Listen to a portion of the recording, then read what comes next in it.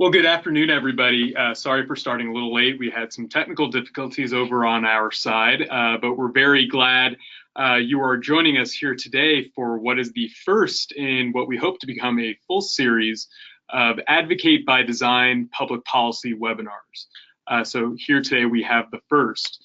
And remember, for those of you who joined us last month for our advocacy training, every other month from now until next year, we will have an advocacy training, and in between those trainings, we will have a public policy webinar series.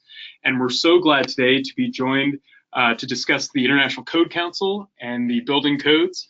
We have Sara Yerkes, who's a good friend of mine and my former boss, a wonderful boss, and we're so lucky to have her here today. I'll tell you a little bit about Sara, and then we'll turn it over to Sara to begin her presentation.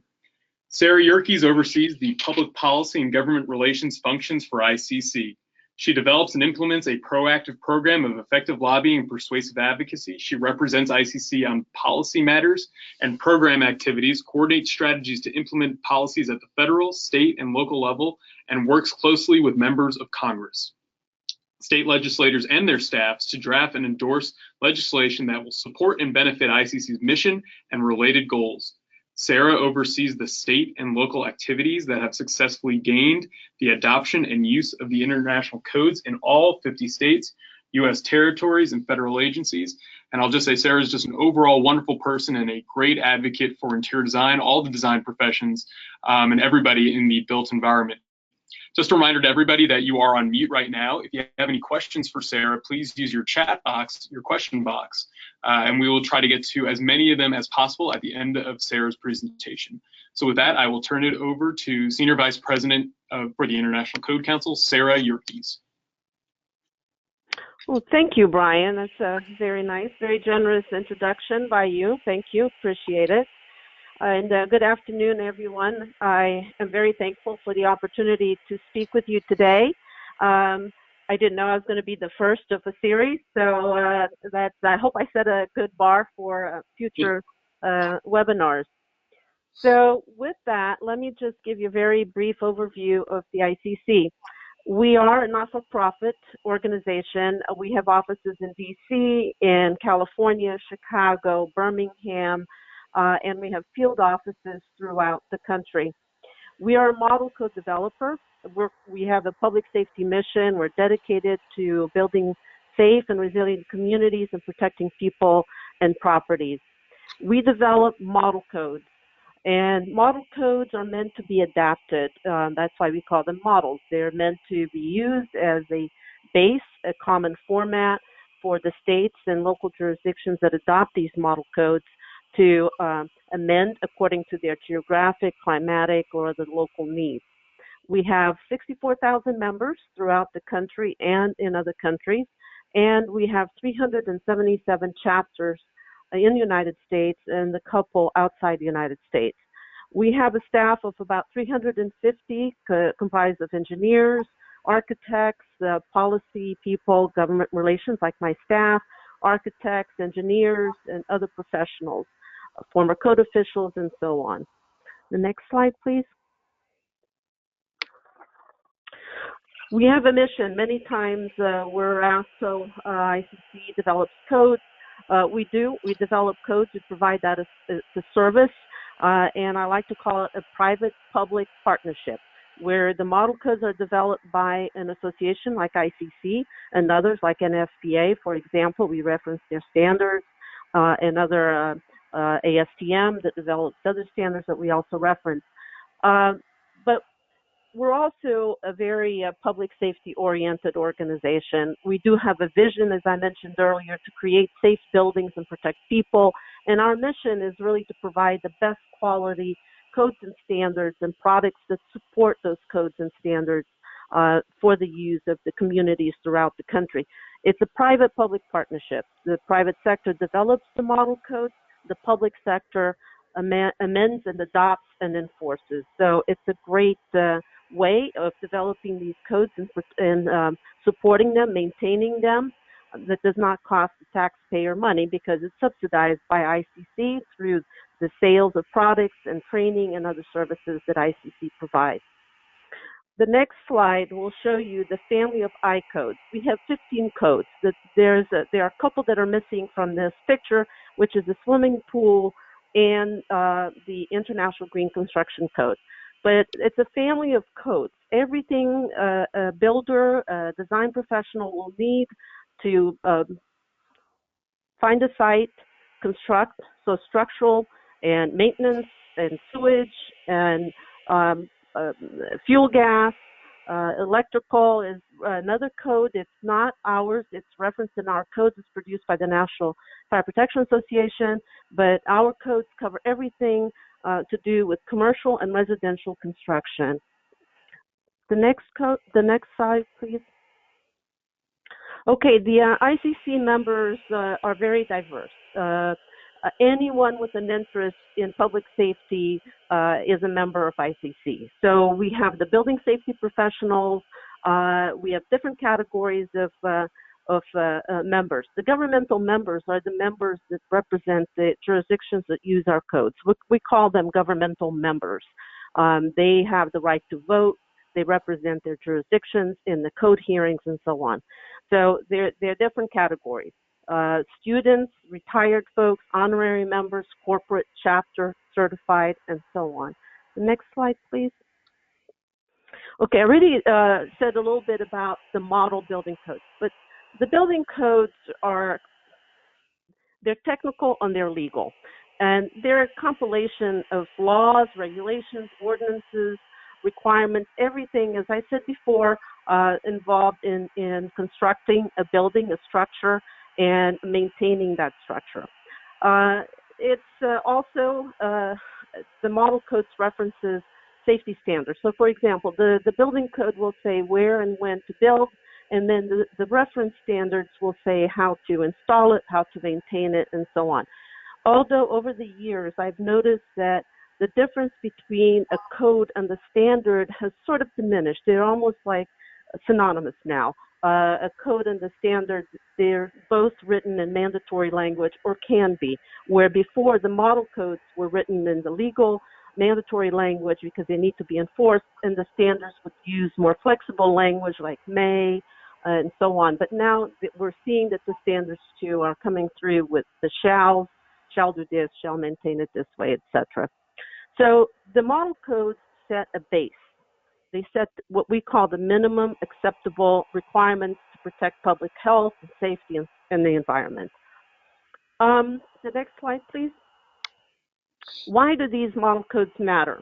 Okay, we see what happens when a hurricane hits the coast of Florida or there's a seismic event anywhere in the world.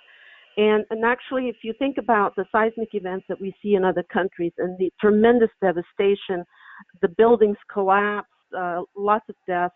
Here in the United States, because we have codes, because we enforce our codes, when we have an earthquake like we did in Seattle some years ago, it was a magnitude of 7.8, there was minimum structural damage. And that's because there are codes and the codes are enforced. The model codes are just books on a shelf unless they are adopted into law and then properly applied and administered. Who enforces the codes? The jurisdictions. We have home rule states, we have statewide adoptions. Home rule states like Texas, for example, Texas only adopts the energy code as a state code, but then the local jurisdictions have the authority to adopt whichever codes they want, amend them at the local level, and enforce them at the local level. States like California, Virginia, they have statewide codes. City of New York, for example, exempts itself from the state code. Why? Because it's a large city. It has very specific needs, and anything over 1 million population, those cities like to have their own. So the City of New York uses the I codes.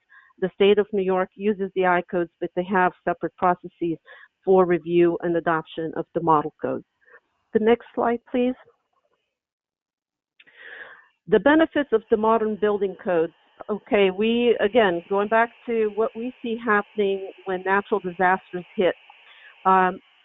We saw in Florida, homes built to the newer codes fared much better than the homes built to older codes. The codes are in continuous revision. They reflect the latest science, the latest methodologies.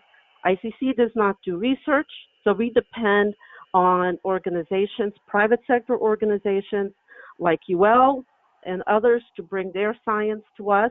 The federal government is a big player because we depend on organizations like FEMA to bring their science to us.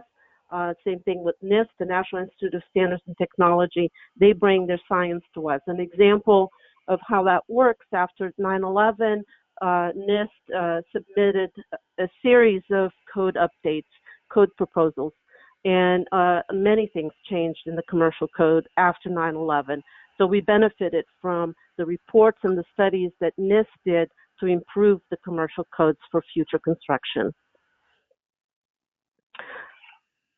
So the codes are also economic drivers. By that I mean if manufacturers who are putting their products through evaluation systems like our ICC evaluation service evaluates products, construction materials, and so on. They put it through a series of criteria, lab tests, and so on to decide if that product can comply with code.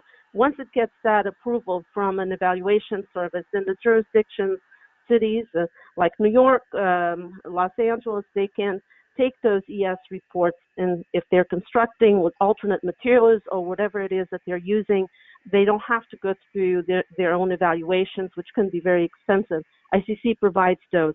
They provide those free of charge to the jurisdictions.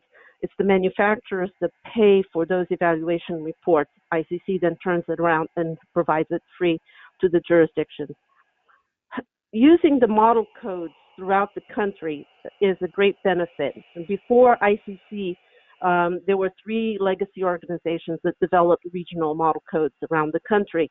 And that created confusion. It was very costly because you can well imagine architects and design professionals and engineers had to participate in these 3 different processes, and the codes were different in the West Coast and the East Coast and the middle of the country.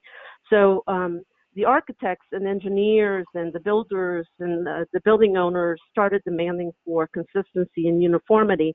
And back in 1994, the 3 legacy organizations formed the International Code Council with the desire to combine the codes and come out with one set of model codes for the United States.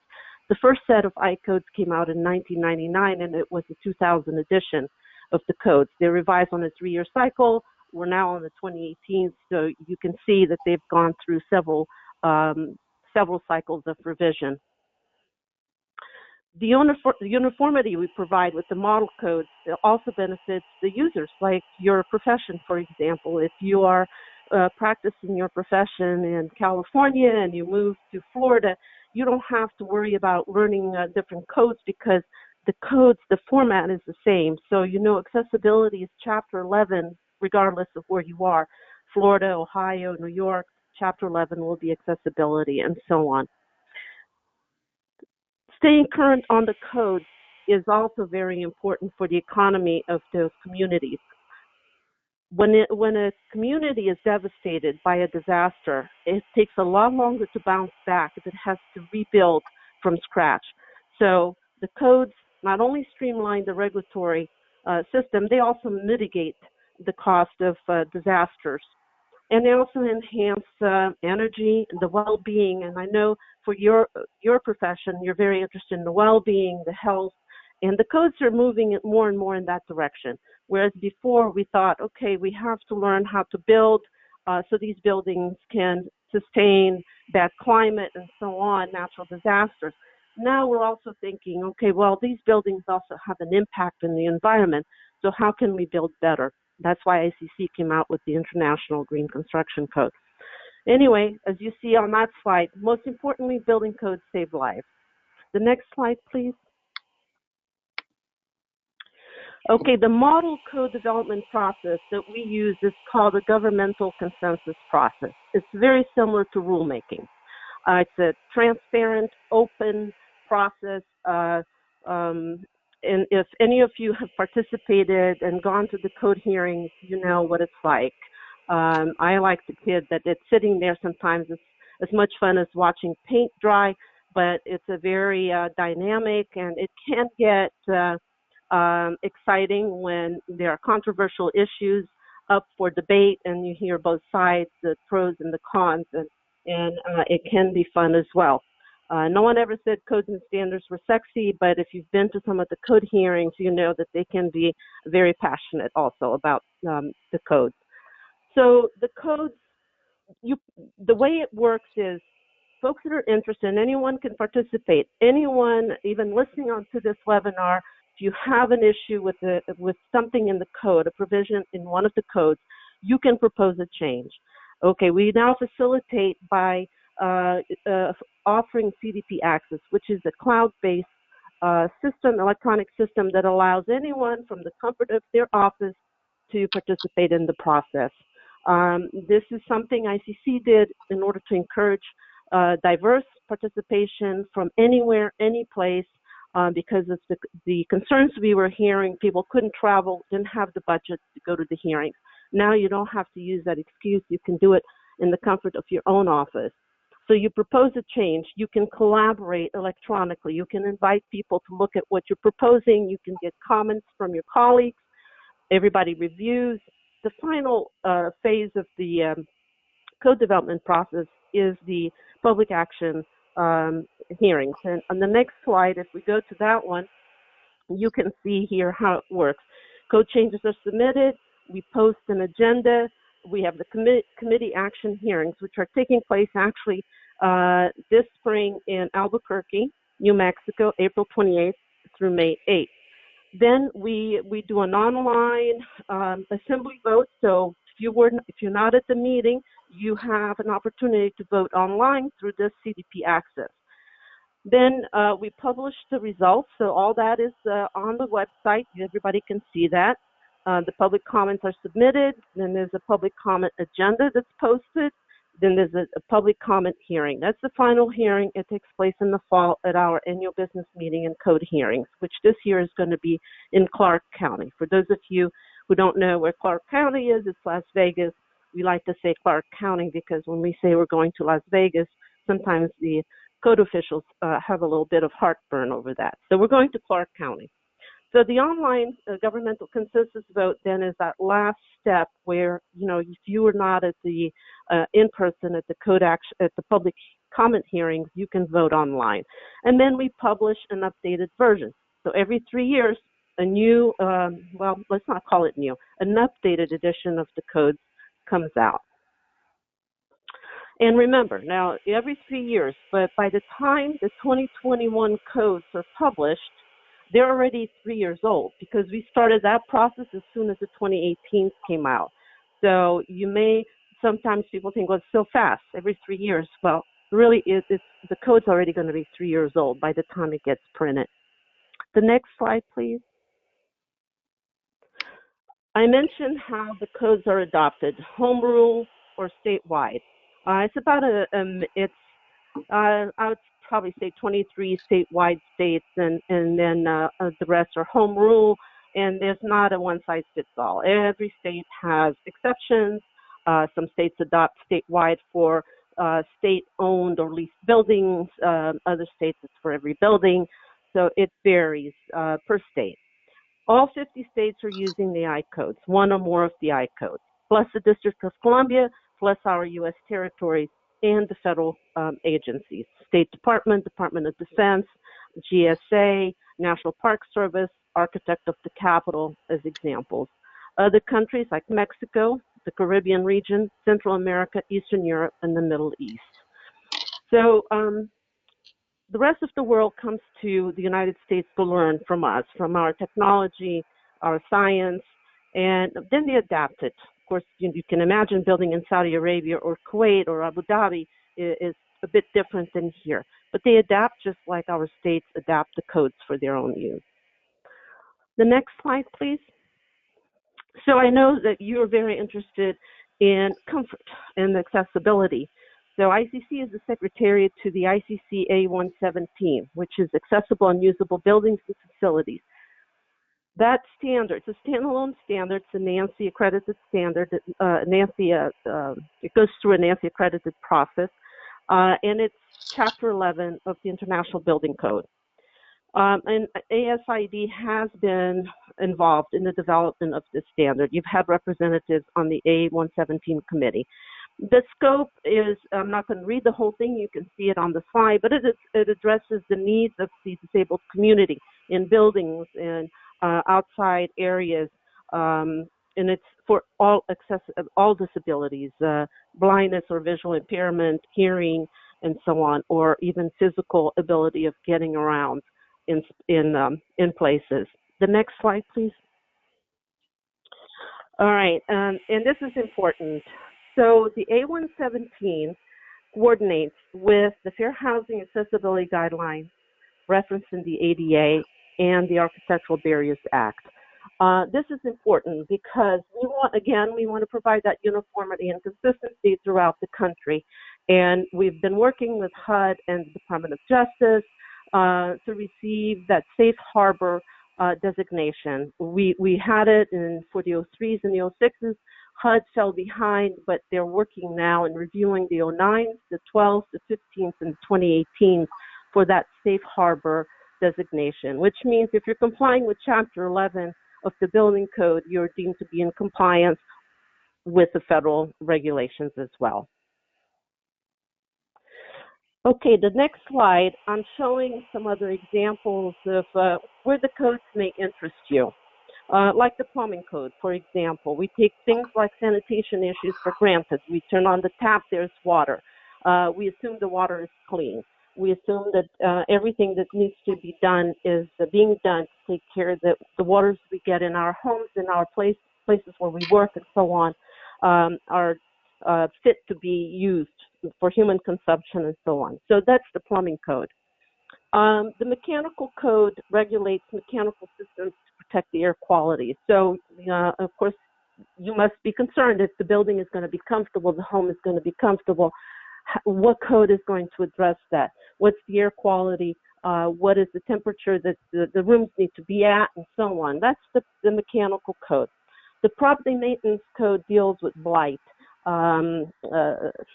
rodents, and things like that, rubbish and trash. So that's an important code. Sometimes it gets a bad rep because people don't like to be told how to maintain their property, but that code is extremely important, especially in areas where landlords don't care to take care of their property, and it's important that the places be kept to a standard in order to avoid disease and discomfort and other problems. The Swimming Pool and Spa Code has provisions, the Virginia Graham Act that some of you may know about, which is Senator Graham's granddaughter who was involved in the swimming pool accident.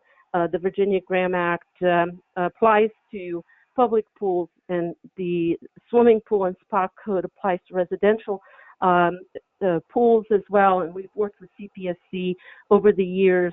It's a way to manage and control and make sure that swimming pools in people's private property are properly maintained and have the alarm systems, the gates, and so on to alert parents if a child has gotten into the pool area, for example. So an important code for you to know as you work with your clients around the country. The next slide shows the International Green Construction Code. That's one of our latest codes, and now it's a partnership between AIA, IES, the Eliminating Society, ASHRAE, USGBC. The code changed. The 2018 model version of the code is different than the prior editions because the content, the technical content now in that code is coming from ASHRAE. ICC continues to maintain the regulatory framework. So Chapter 1, for example, is the administrative provision. That's ICC's under ICC's control. So the regulatory framework is still the same, and it's a model code like the others, but we are working with ASHRAE on the technical content. And I mentioned earlier, we used to always worry about how the buildings, so that buildings can withstand disasters like earthquakes and hurricanes and tornadoes. But the Green Code now looks at how we can build better to be friendlier to the environment by using recycled or recyclable materials, capturing water, rainwater, for example, and also making sure that we're not wasting energy by using the latest technologies for in these buildings. And all that affects human behavior. If you're in a building with light, a happy environment, you're happier, you work better, and you sleep better. So I for one don't like to be cooped up in meeting rooms with no daylight, underground somewhere for days and hours and days at a time. So we all know how important it is to see daylight, the sun, and so on. The next slide, please. These are just some examples that I selected to showcase, again, provisions that may be of interest or relevant to you. Like, for example, Chapter 8 of the International Building Code addresses interior finishes. So it has it talks about decorative materials that you can use on floors, walls, and ceilings. Also, fire experience. You know that we are using a lot more plastics and things in decorative materials. So the code addresses how to prevent the spread of fire and control the use of some of those materials. Continuing on to the next slide, again, using Chapter 8 and talks about requiring materials that meet certain flame spread index, flame propagation associated with fire hazards. Smoke is also another hazard associated with fire, and you know how it is if you're burning things that have a lot of chemicals and hazardous materials. It's not a good thing. Interior wall and ceiling finish materials, again, also classified for fire performance and smoke development, and those standards are the standards we reference in the code that address those topics. The next slide. Continuing on with interior finishes, just some other examples, and you can read them, the wall and ceiling, flame spread, and so on, just to give you examples. Means of egress, I'm sure, which would be something that you all work as you design homes and offices for clients. The next slide. Okay, now this is my pitch to you. How can interior designers, design professionals, add your expertise to the codes? The codes are as good as the people that come to the code hearings and provide their skills, their knowledge, their experience, their science. We see architects, engineers, code officials, industry people, builders, contractors, labor organizations. I would like to see also the interior design community participate. Bring your knowledge to the table. You know a lot about the interior finishes and materials. We have the ES evaluation. That's something that you should probably also be interested in, seeing what new products are out there in the market, what ICC ES is evaluating and allowing for use. You can imagine, like, for example, going to Vegas and you see the use of so many alternate materials. You know, those buildings are amazing. They're extraordinary buildings. Created like, you know, adult play areas. You see all kinds of things in those hotels, and they use a lot of alternative materials. So ES evaluates many of those. Plastic composites, the IBC Chapter 26 is all the requirements for those composites, making sure materials are properly labeled and approved. That would be of interest to you as well. And so please consider being involved. There are opportunities to serve on committees and also to participate in the code hearings. I should mention that at the spring hearings, anyone can vote. At the final public hearings in the fall, only the governmental members vote. And the reason for that is to ensure that no special interest or financial gains can be attained by voting. So it's only the governmental members, the code officials representing fire marshals, building officials, and inspectors who are assigned by the jurisdictions to represent their communities and are credentialed to vote. The last, and we're coming to the end here, I have a slide on Building Safety Month. Building Safety Month is a national campaign, well, going international now, that ICC has sponsored for 39 years. We invite, ASID has been a sponsor in the past. It's a good opportunity to put out materials and send us materials to the web page where we put a lot of stuff about building safety and participate in activities around the country. City of Alexandria usually has an event, Fairfax. We've got events going on in our district offices, and then we'll have a big reception May 22nd in D.C. at the Laborers International, where we had it last year, and you'll be getting invitations for those colleagues here in the D.C. area, the 10 to 10. So I encourage ASID to get involved, continue to get involved in Building Safety Month. And lastly, again, I'm just going to end by telling you the last slide I have is, again, asking you to bring your expertise to the table. Network with your colleagues. Learn how to navigate the issues.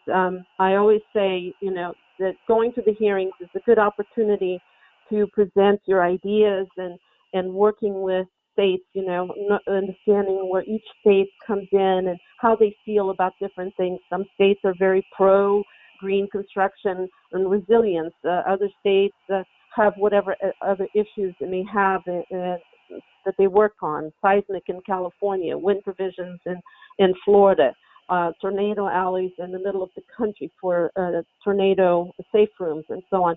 But you need to bring your voice to the floor of the hearings and engage and raise awareness about your profession, draft and submit code updates.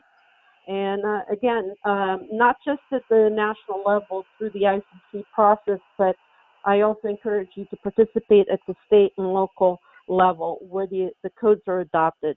The codes are adopted at the state and local level, and they are amended also at the state and local level. And you need to be present if you want to make a difference and be heard. Your knowledge is relevant. And that terminates my my presentation. I don't know if there will be any questions, so I'll just stop talking now and allow people to ask questions if they have any. Well, thank you so much, Sarah. That was really great information, very exciting for our members to hear. I know when I was at ICC, you always encourage the interior design community and profession to get involved in the codes, and we are certainly doing that now. So thank you so much. We do have a few questions for you until the top of the hour, if you wouldn't mind. And I'll start with the first one. It says, how can I build a better relationship with my local building code officials and plans reviewers? I think that's a very good step to take. So what I would suggest is finding out who, depending where you are, so let's say you're in Virginia and you live in Fairfax County, finding out who the Fairfax County building inspector is and visiting with them. I think reaching out to them, going to their workplace and showing an interest in what they're doing. Code officials are how can I put it, the profession that they have, usually they get the limelight or they get the attention if something bad happens, but they go about doing their daily routine and people don't know. You know, you walk into a building, you assume it's safe, you don't think about, oh yeah, well, this building must have been inspected a zillion times to make sure it was compliant with code. So they don't get all the public recognition that some other prevention officers do, like the fire marshals and so on, because they wear uniform and they're more visible. Another way to do it, and Brian, you and I have talked about, is to see what we can do to facilitate introducing ASID members to our chapters around the country. And maybe through going about it that way would help. Another way would be through the GR staff out there in the field, contacting that person and asking for an opportunity for a meeting, whether it's at the chapter meeting or a personal independent meeting. I'll be happy to help anyone with that. Thank you so much, Sarah. The next question is, how can you do research on the state or local code requirements for commercial spaces within your local jurisdiction? You have to call the agency, the entity with the authority to review and adopt the codes. And you know, Brian, from working with us for some years, collecting the amendments is arduous work, and it's not just getting it started, it's maintaining it, because jurisdictions revise the codes on a periodic basis. So, but contacting the state agency or the city agency for that type of information is the way I would recommend. I am working with ISO, the insurance organization that rates communities, to use some of their data to supplement ours. We have information on our website, but not on the local and state amendments. But I'm trying to get that from ISO. ISO has that type of information. The only problem is they're a bit in arrears. So they collect data, but it's like it may not be the most current. I think they're like 5 years in arrears. And there's another organization that collects that type of information. I'll be happy to help anybody out. If you tell me what state or what city, also another source of information would be the GR manager. So they're usually pretty savvy on what their states are doing, how they're amending the codes, particularly the big amendments like the commercial code, or the residential code. I think we could help there as well. Thank you. Another question. When would be the best time for an interior designer to get involved in code revisions? Is there a specific time of year or a specific point in the process? And also, will there be code review hearings in 2020? No, there will not be anything in 2020. That's the odd year, but now is the time. So going to the ICC website, CDP Access, and seeing what's being proposed, and those things will get posted, and I can get the schedule from Mike Pfeiffer, Brian, and send it to you when things get posted, because that's what people wait for, so they can see what's being proposed. The code hearings in April in Albuquerque will be another opportunity to find out what's happening there. The results of the spring hearings then will get posted also. So your members will be able to see what's being proposed. If there's something specific that someone is interested in, you can always ask me and I can ask Pfeiffer, but usually it takes a little time for everything to get posted after the hearings. So there's just that caution that it's not almost immediate. You have to wait a couple weeks until the staff gets through reviewing everything and posting. But you can check online via CDP Access. The time to get involved is now. Start taking an interest, finding out what's going on, and then attending the meetings. Great. I think, Brian, you know how it is. If people see you, we know the people that show up at the hearings. You always know. The builders are there, the building owners are there, the architects are there, the engineers. So it's getting familiarized and getting used to seeing the interior designers, the representatives of those design professions that have maybe traditionally not been as active in the process. You need to build that reputation that you're part of the community. Thank you. Yes, very, very true. And our Codes and Standards Committee here at ASID, that also involves IIDA as well, the International Interior Design Association. We are certainly gearing up to get more heavily involved in the future. So thank you, Sarah. We have another question here. Do you or any of your colleagues at ICC offer any CEU courses on building codes for interior designers specifically related to universal design? Specific for interior designers, I'm not sure. I'll check on this, Brian, and get back to you. I will check. I don't want to give it a wrong answer, okay? Sure, absolutely. Anything with accessibility I know would be very useful to our chapters and our members as well. So yeah, any information you could provide would be great. Yeah, well, I'll send you, what I'll do is I'll get Michelle Porter to send me a list of all the CUs, particularly in those design areas. I'll get something for you that you can share with your members. Thank you, Sarah. Another question. Our members deal very heavily with the LEED and WELL standards. Are LEED and WELL requirements taken into account when preparing the model codes? Yes, as a matter of fact, the International Green Construction Code was done in partnership with the USGBC, and we are talking with USGBC about the points that will be attributed to the Green Construction Code. And I'm not sure if this is going to be the final number, but I think to become LEED, you need 40 credits, and I believe the International Green Construction Code may be coming in at around 20. That's what USGBC is saying they can assign if you're building to the Green Construction Code.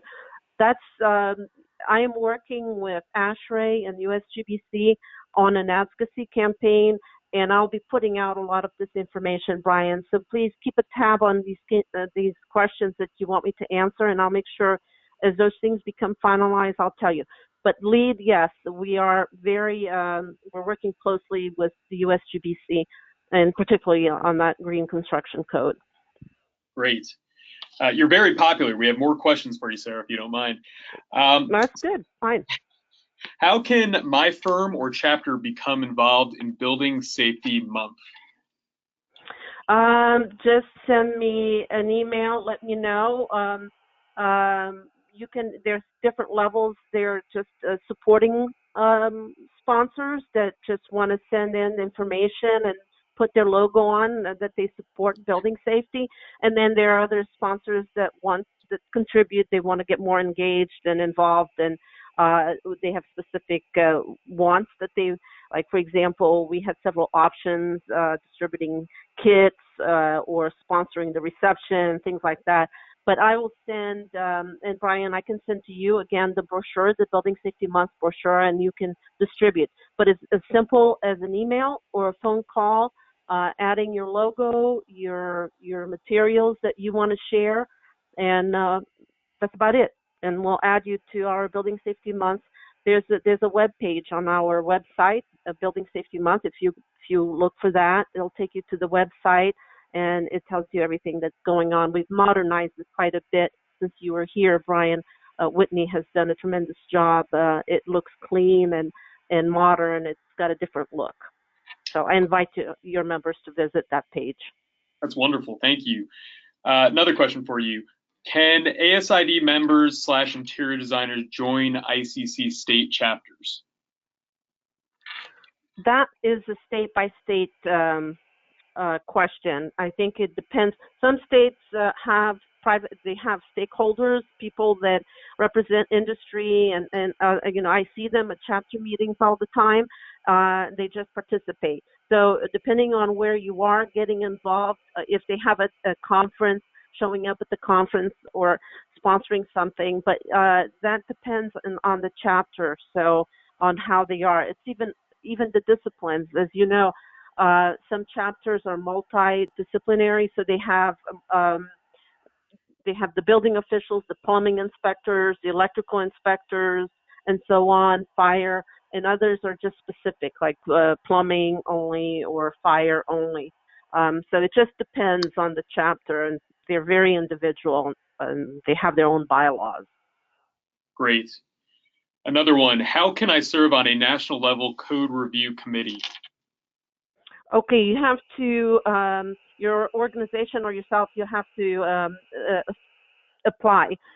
We put out the call for committee nominations in the early part of the year. It's usually January, and that's how you get to serve.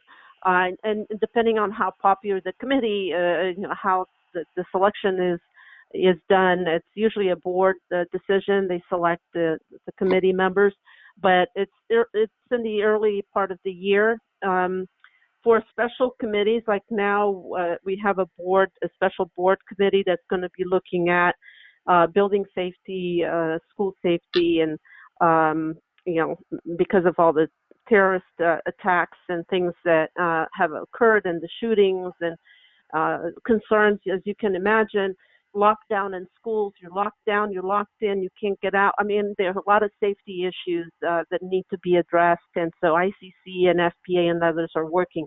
So those are special committees that we pop up here and there as topics emerge, like the Tallwood building was another one, the ad hoc committee.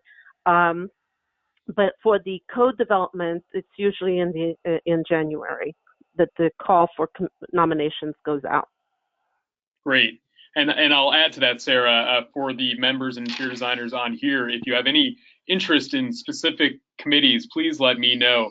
Sarah, as you know, we attempted to get an interior designer who did school design on the school safety committee. Unfortunately, we weren't selected, but we will continue to do that. So if any interior designers are interested in serving on national level code review committees, please let me know so we can support your candidacy at ASID headquarters.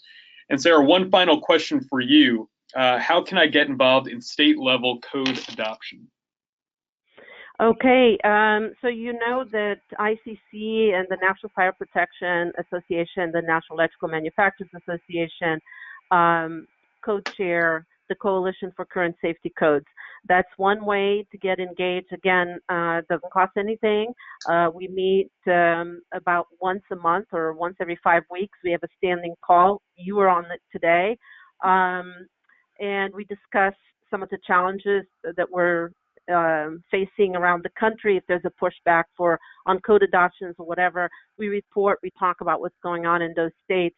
But getting involved, the best way is to communicate with the GR managers, so the field managers for ICC that are out there. They have coalitions in their states that they work with. So depending if it's a member from Florida or a member from South Carolina, contacting that GR person and adding their name to the list, and then the GR manager coordinates activities and notifies of code hearings when the code hearings are taking place. Like in Florida, for example, we're like 2/3 done in Florida now. The technical advisory committees have been meeting. They just met last week, and they meet by subject, by topic area, fire or structural, whatever it is that they're considering. So again, working with the GR staff, we're happy to help get your members engaged as well. Well, thank you, Sarah, so much. What a pleasure and a treat for our members. This was very fascinating and interesting. We had more than 150 people join, so thank you so much for agreeing to be here today. Several of you asked whether this recording and this presentation will be available. Everybody who registered will get a copy of this recording tomorrow, so you'll be able to have that and share that with your colleagues. A few quick reminders in the future. On May 1st at 2 Eastern, we will have our next advocacy training. These advocacy trainings, as many of you know, are occurring every other month. They're being offered by Agora Consulting and Andrew Goldberg. So we will be having that on May 1st at 2 Eastern. The topic will be how to win friends and influence policy. So please plan to attend that. And also either at the end of May or the beginning of June, we will have our next in our series of public policy webinars, which will be from the American Chemistry Council, who will be giving us a public policy update. So again, thank you to Sara Yerkes. Thank you everybody for joining here today. Please contact Sarah with the contact information on your screen right now if you have additional questions. And of course, always feel free to contact me, Brian Sukup, Vice President of Government and Public Affairs here at the American Society of Interior Designers. Thank you again for joining. Thank you so much for the opportunity, everyone. Thank you, Brian and Lori. Thank you. For this opportunity for me. Thank you. Bye-bye.